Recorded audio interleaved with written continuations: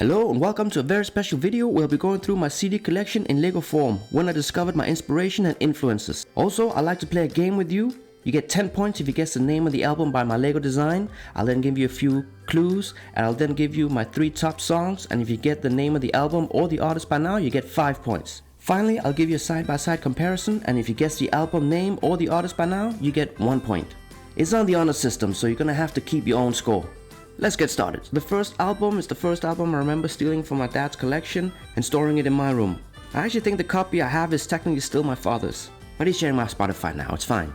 I think my version of the album is not too bad, about a 6 out of 10, maybe a 7, but the difficulties level was a 2 out of 10, so I mean, go as far to say this is the perfect album. It's the best one ever made, and as a failed musician, I think I have the authority to say that. So kicking off my music career with recognizing one of the best albums ever made, choosing a CD of my own could only be a masterpiece. Technically, I was too young to buy this myself at the time, so I pleaded my father to get a copy of it when he came back from London. It was the first of many disappointed looks when he handed it to me. Now, I'm not going to say these songs stand the test of time, but they were an absolutely phenomenon at the time. And Lego-wise, I think I pretty much nailed this album. Difficulties level though, 1 out of 10. Hitting my pre-teens, I was once again in my dad's collection, and when I found this, I just fell in love. I thought this was his best album ever made. I then later than I should realized it was a best of album, so calling it a great album is, I mean, it is a great album, but if your band's best of album isn't great, you should be making more albums. Lego-wise, I think it's alright, probably an 8 out of 10. Difficulties levels, mid-range, 5 out of 10 maybe, 4 out of 10.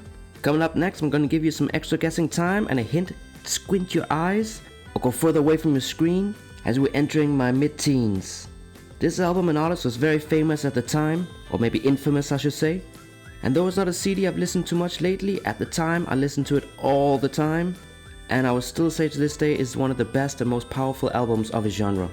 Lego-wise, it's not good, it's not bad either, solid 4 out of 10 maybe, but difficulties levels was up there, it was 10 out of 10. Getting into my late teens, you could say I've gotten a little bit more goofy, but I just love the energy coming out of this album. I wouldn't say it's the greatest album of his genre, top 5 easily, but you cannot deny the impeccable drumming and the quick catchy riffs that just made this a standout band. I must admit, I did not realize there was a joke to this album name until 2 years ago.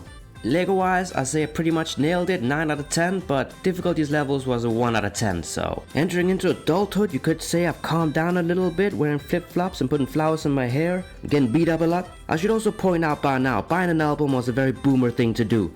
I mean, we had Napsters. Not that I used Napster, or LimeWire, or Gazelle, or Pirate. I mean, none of them. I don't even know what you're talking about. We're getting real personal now, and so you can tell I'm into my music. And I could go on for hours and hours, but I'm just trying to keep this as upbeat and inquisitive as possible.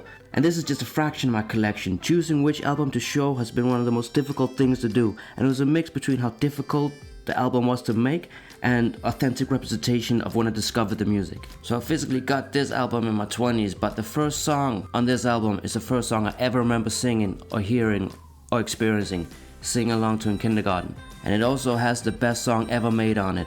So yeah, this CD is very personal to me. And Lego-wise, it's terrible. You gotta squint your eyes. But it's there, it's something.